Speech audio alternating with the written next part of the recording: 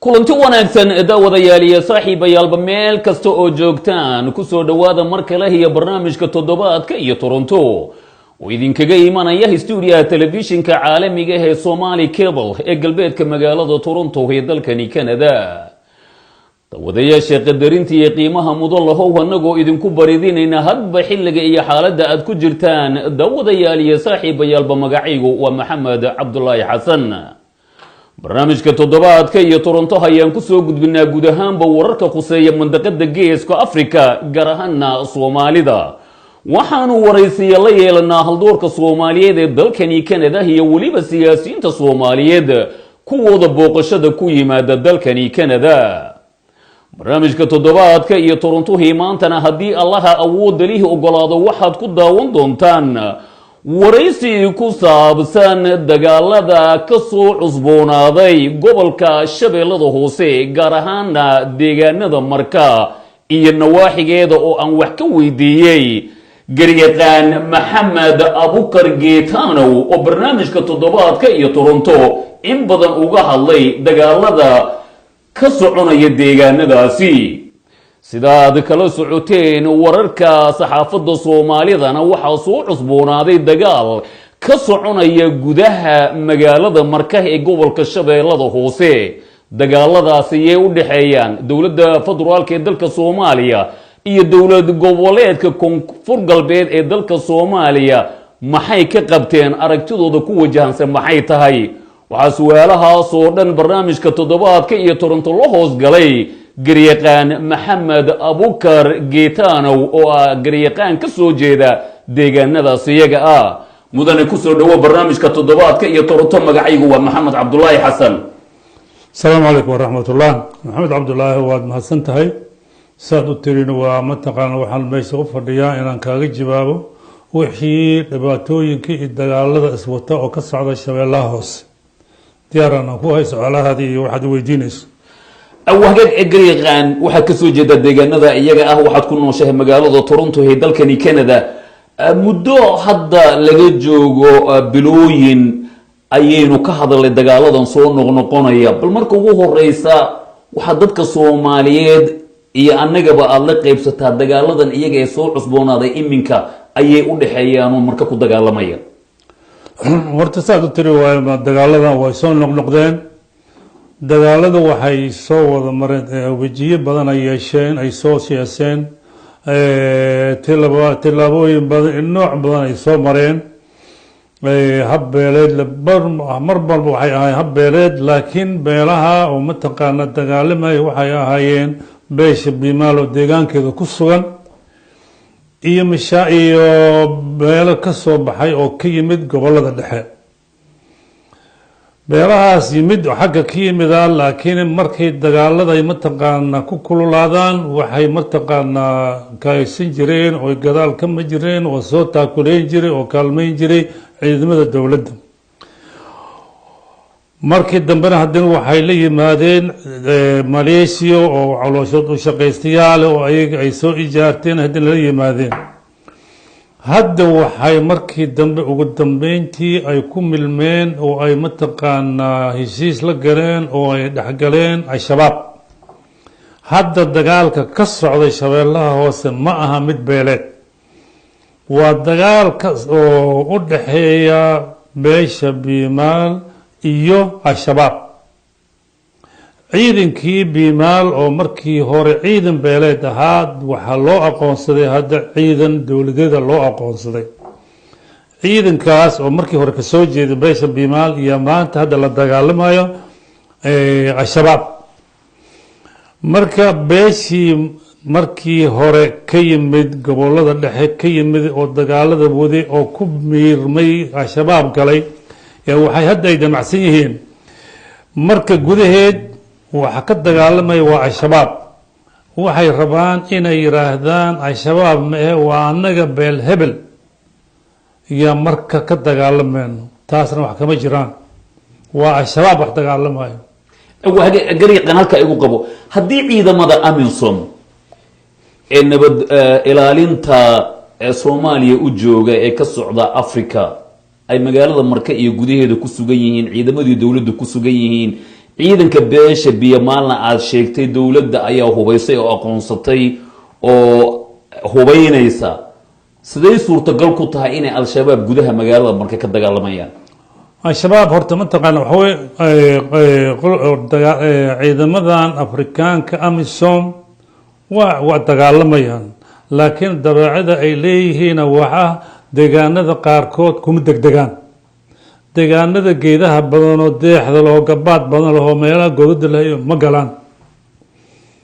meelihii bannaan iyo mataqaana wadooyinkaasay mataqaana ay aalaba ka dagaalamaan.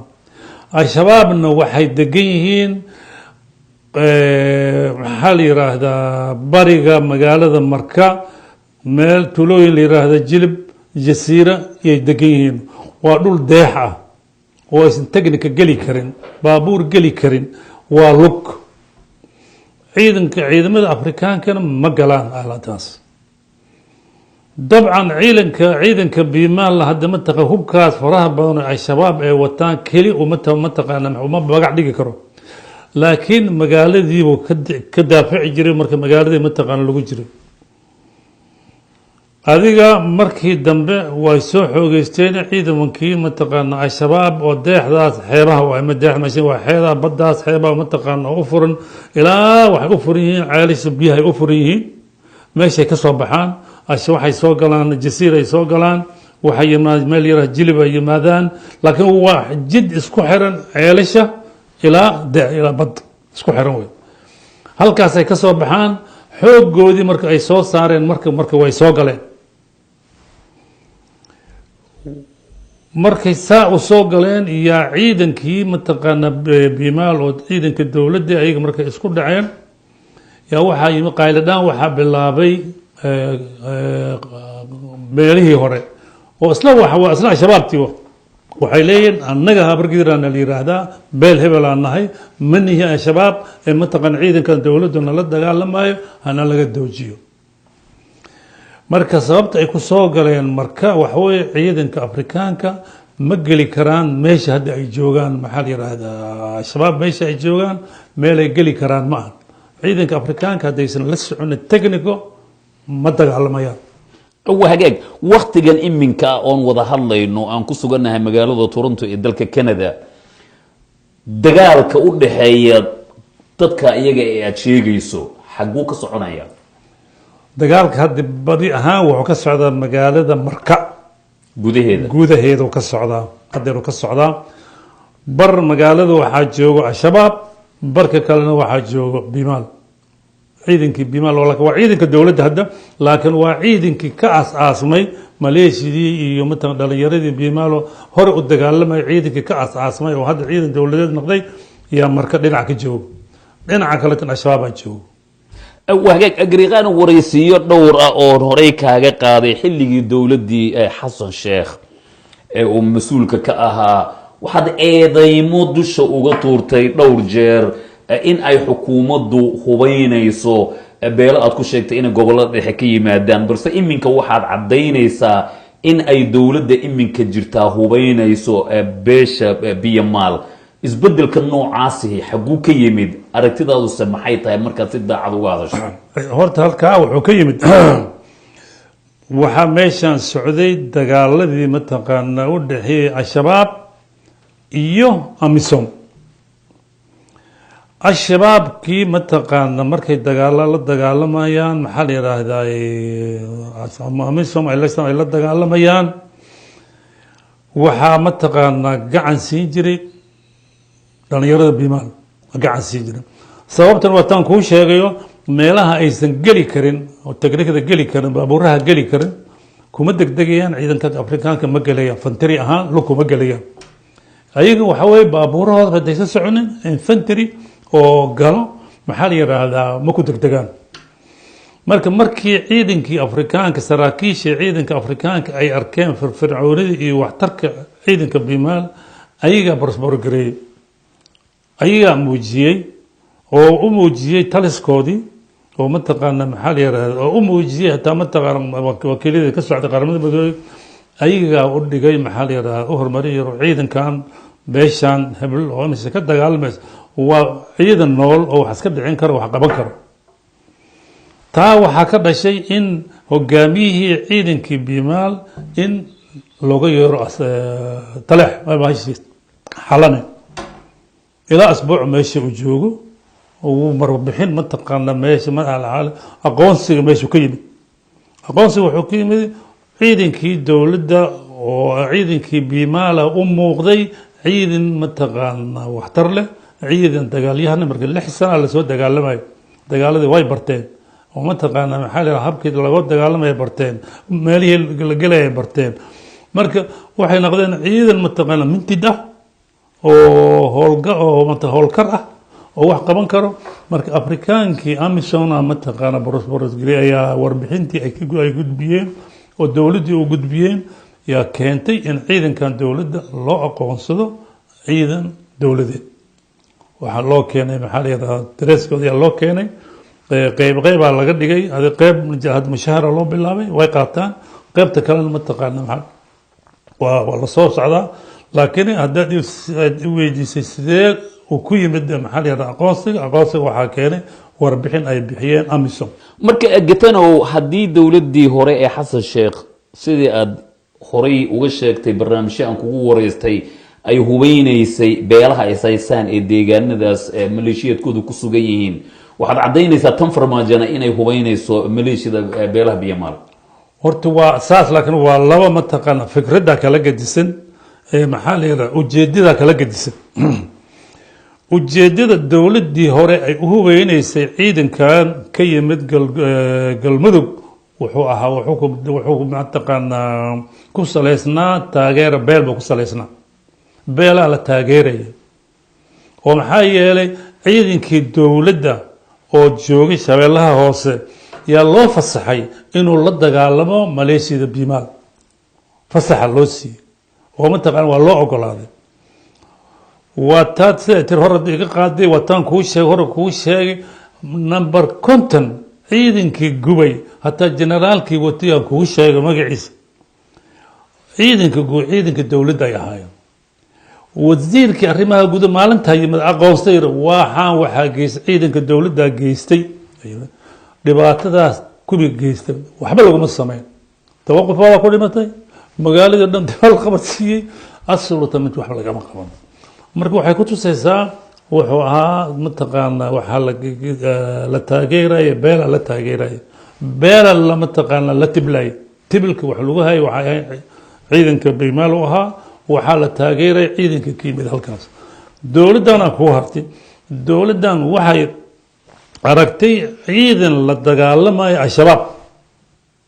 ka hortagayo oo mataqaana jibanayo oo mataqaana ciirsanayo oo ka mataqaana maxaa la yiraahdaa iska dhicinayo markaasay mataqaana u soo jeediyeen oo yiraahdeen maxaa la yiraahdaa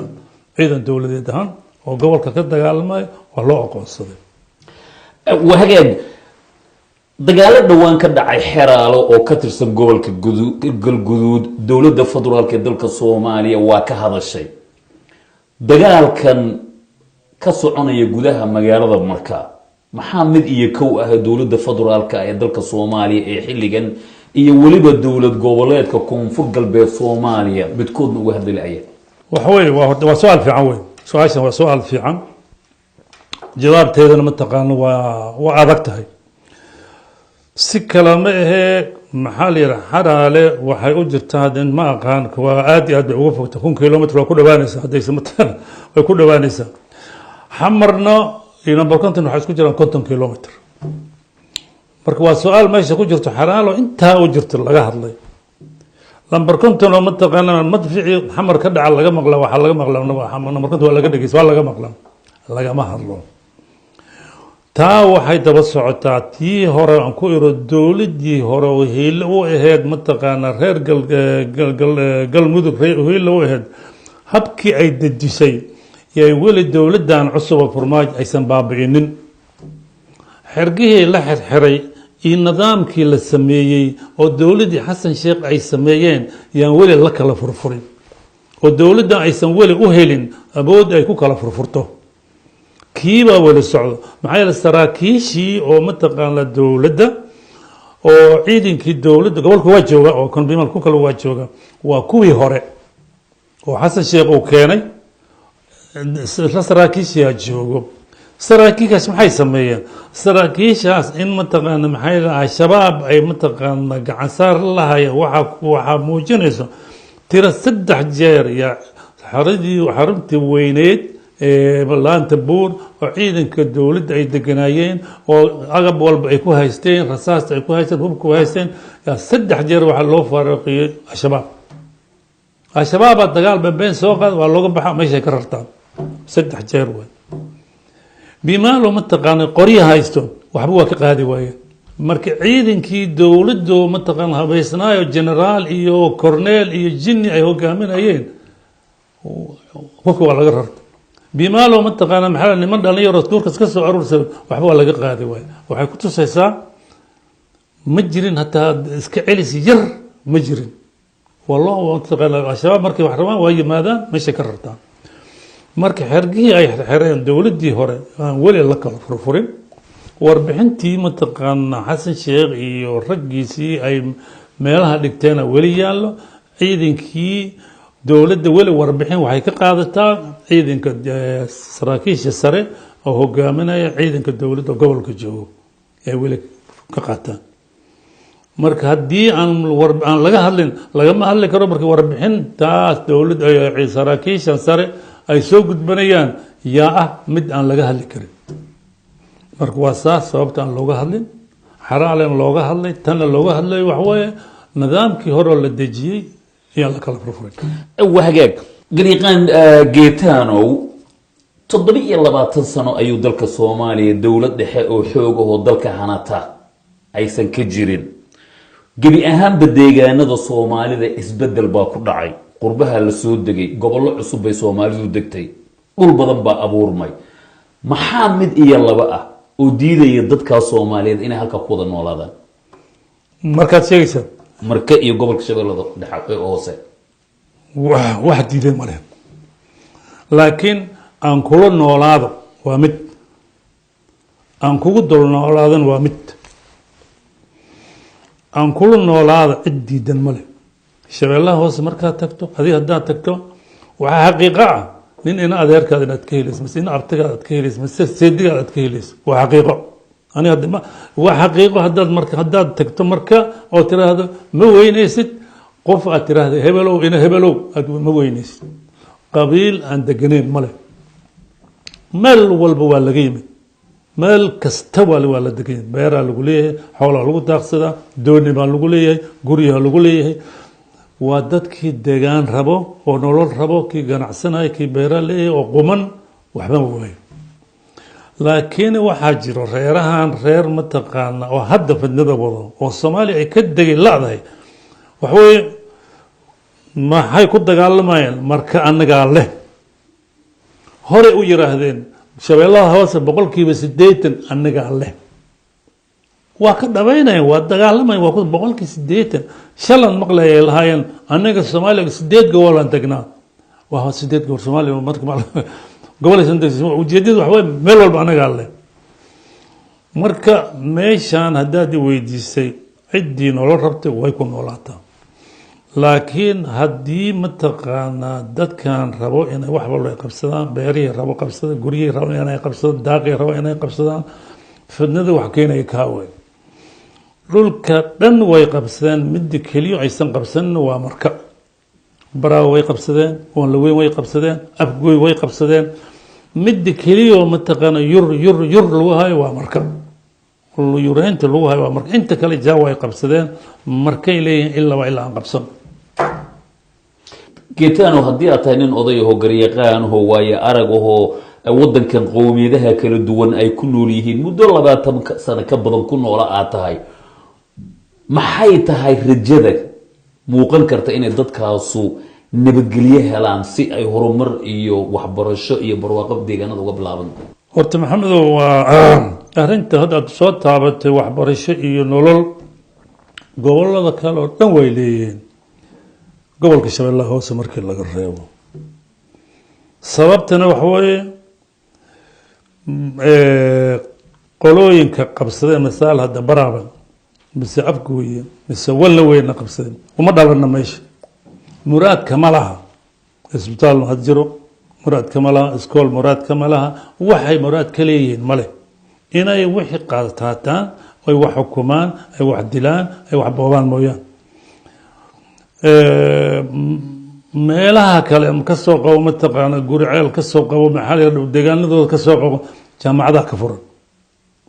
jaamacada waaweyn oo macno leh ha ka furan shabeellaha hoose dugsi hoose kama furno waxa diida wax weeye dadkii deganaa wax ma qabsan karaan wixii wax qabsan waa soo carareen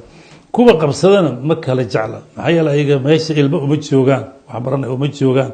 oo mataqaanaa maxaa la yidhaahdaa naago umulay uma joogaan oo mataqaanaa maxaa la yidhaahdaa dumar mataqaanaa maxaa la yidhahdaa wax u baahan uma joogaan waxoodii halkasay gala dhulkan waxay u joogaan inay mataqaanaa dhibaato ka geystaan marka waxa geeyey oo maanta gobolka shabeellaha hoose dib u dhigay waa habkaas habdhaqankaas ay dadkan meesha ku hayaan dhibaatada ugu weyn waxa weeye iskoolaadkii hadda mataqaanaa meel iskool oo ka furan yahay male isbitaal male gabadhii foolata geed hoose ku dhashaa mise mataqaanaa waa siday isaga dhibtoontaa waxa taa ku dheer jidkii isku xirayay marka iyo xamar waa la xiray waa xiran wax mari kara male qofkii dhaabacma gabadhii foolata meel la marsiyo la geeyo male hadi iskool waxaad sheegaysaa waxa aan sheegay ma ahan iska dhehma waa hadday taageen hadda gabadhii ikaadi jidka isaga ee xamar iyo isku xidhan marka yaa xidhan waxaa xiray mataqaanaa shabaab iyo qolooyinkan oo heshiis ku ah heshiis waxay ugu yihiin ayaga waxay beera ka degan yihiin janaale waxay furteen jid ka baxaya janaale oo halkaa webiga xag ka soo mara dhinaca waqooyi kaga imaanaya afgooye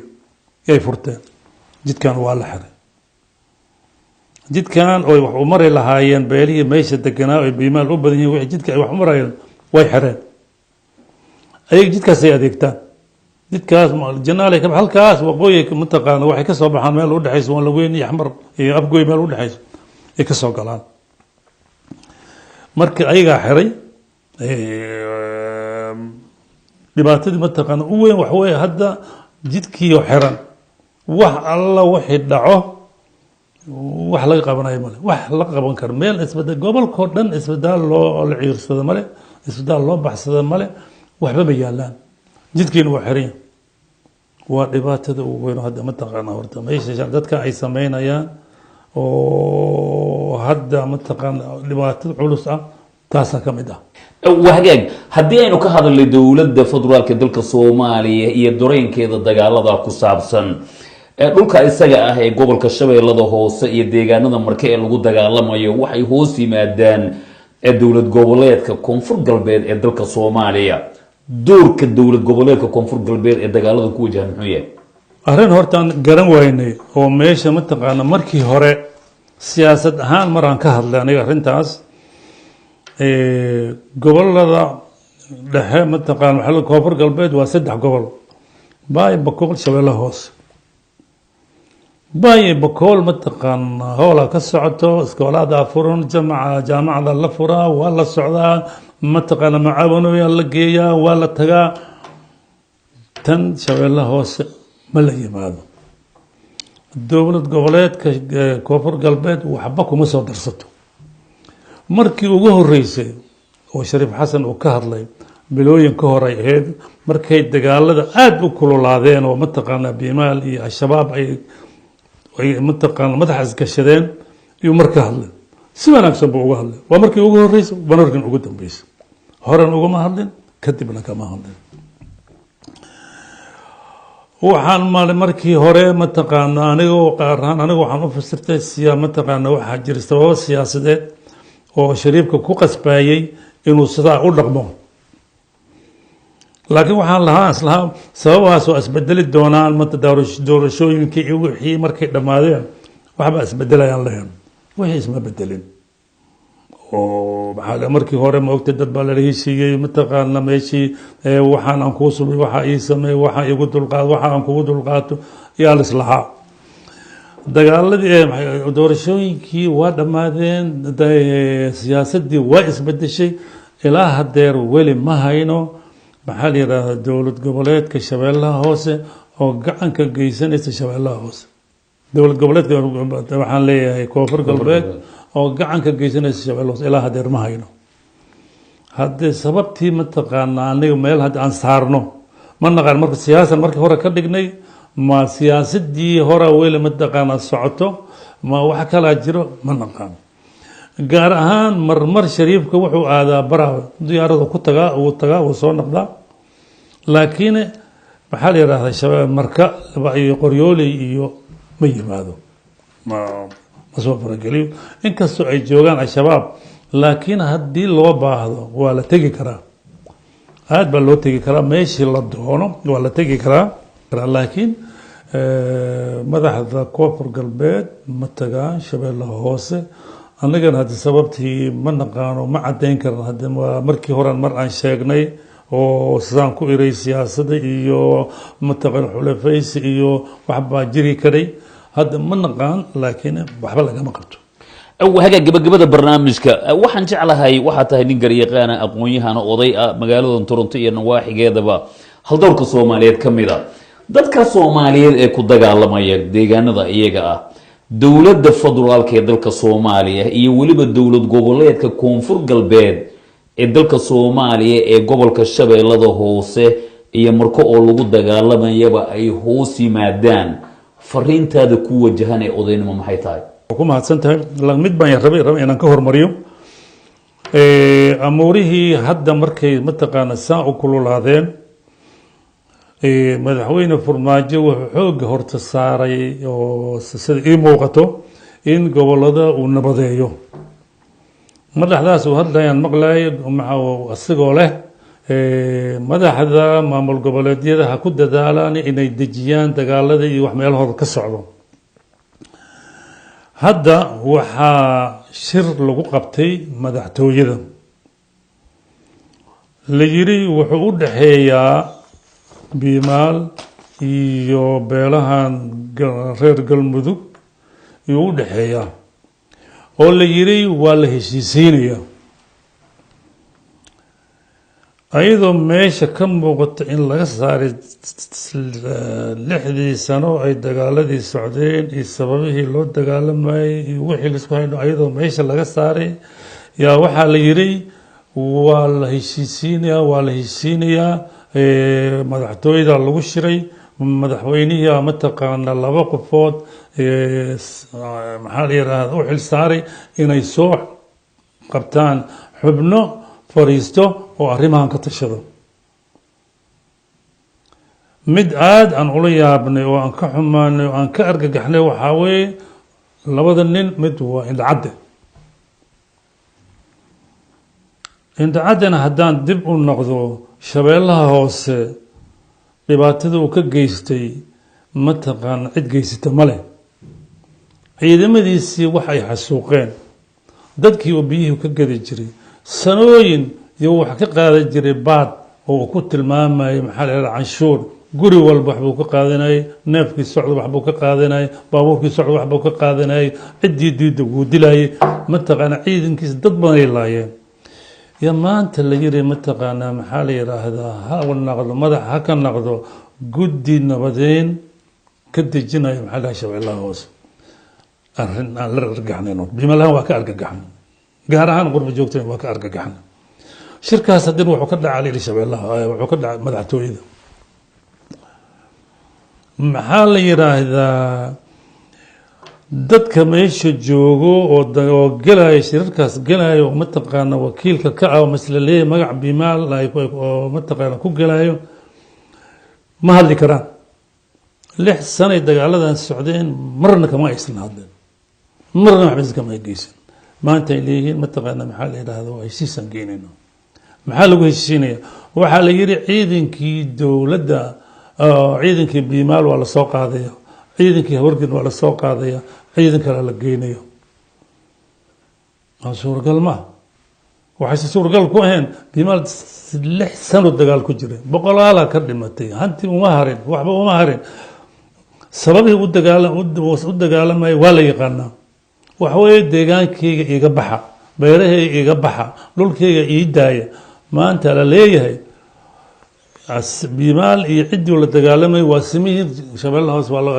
marka waa laga soo saaraya, ciidan isku dhafaa marka la geynaya. waa arinta maanta argagaxa nagu riday oo la yaabka nagu riday wataa, oo aan rabo inaan dowladda aan u sheego. aniga hadda dowladda malihii dhagaray wataa, laba mid way. dowladdu waa la marin habaabiyey mise waa laga been abuuraya. dowladdan markii la dhisay anaga waa soo dhaweynay, waa jecleen, waa u duceynay. ilaa haddeer halkii baan ka taaganahay. dowladdan mataqaanaa daacad baan u nahay, waa dowladdan u duceynayno. laakiin qaladkan dhacay oo maanta dhacay oo biimaal ku dhacayo yaan rabaa inaan dowladdii mataqaanaa aan ka codsado, oo dowladdii aan u sheego, oo aan u caddeeyo. biimaal ma qaadi karo arrintan biimaal u qaadmi karta ma ahan. heshiiskan waxaan xamar laga sheegay wax socon kara ma ahan. waxaas biimaal aqbalaya ma ahan. waxaa mataqaanaa biimaal loo geyn kara ma ahan. dhibaato unbaa sii kordhayso. marka dowladda gaar ahaan madaxweynaha waxaan ka codsanayaa in la joojiyo waxaan la wado, oo biimaal aan lagu kicinin, oo biimaal maanta mataqaanaa maxaa la yidhaha rafaadka uu soo maray rafaad kale aan looga darin, dhibaato uu soo maray dhibaato kale aan looga darin. heshiis waxaa la rabaa in heshiis markii la gelayo waxaa loo baahan yahay heshiiskaas inuu ka tarjamayo dhibaatadii dhacday iyo wixii lagu dagaalamayay iyo wixii laga heshiinayo inay wax isku muuqda ahaadaan. haddeer mataqaana dad soo dagaalamayay 6 sano soo dagaalamayay in la yiraahdo mataqaana iska baxa ma soconayso, mana heshiis soconay ma. dowladda waxaan ka codsanayaa arrintaas in laga fiirsado mataqaana dadka qaarkiis oo criminalka ah maxaa la yidhaha talada shabeellaha hoose aan laga qaybgelinin, oo haddeer mataqaana dadkii aan la isku laaynin. dadkii maxaa la yidhaahdaa haddii aan waxba loo hayno sideeda loo daayo. heshiiskan hadda la sheegayo dhibaatou keenaya, wuxuu dhibaato dhexdhigaya biimaal iyo dowladdu dhexdhigaya. kala dareenqabaa imaanayo, mataqaana maxaa colaada imaanayso. dowladda ha ka fiirsato, ciddii ka dambaysa ha ka fiirsadaano. heshiiskan xamar laga wado mid soconaya ma aha, dadka wadana ma aha dad wadi karo. waa hagaag aada iyo aad ayaa u baahsan tahay. daawadayaal iyo saaxiibayaalba waxaan soo gaarnay gabagabadii barnaamijka toddobaadka iyo torontohu idinkaga imanayay stuudiyaha telefishinka caalamiga ee Somali Cable ee galbeedka magaalada Toronto ee dalkani Canada. barnaamijka ayaa maanta waxaa ku daawateen waraysi aan la yeeshay garyaqaan Maxamed Abuukar Geetano oo ka soo jeeda deegaanada gobolka Shabeellada Hoose, wuxuuna waraysayagu ku wajahsanaa dagaalo iyo shaqaaqooyin dhowaanahanba ka soconaya gudaha magaalada Marka iyo nawaaxigeeda. barnaamijka toddobaadka iyo Toronto ayaa barnaamij aanu ku lafagurno wararka ugu muhiimsan ee Soomaalida. waxaana ku soo gabagabaynayaa barnaamijkan oo anigoo ah Maxamed Cabdullaahi Xasan idiin soo saaray, aan si toos ah idinku duwo stuudiyaha telefishinka caalamiga ee Somali Cable ee magaalada London ee cariga Ingiriiska. barnaamijkan barnaamij la mid ah intaanu isugu iman doonana daawadayaashaana aad ka u jecelahayow intaas iyo nabadgelyo.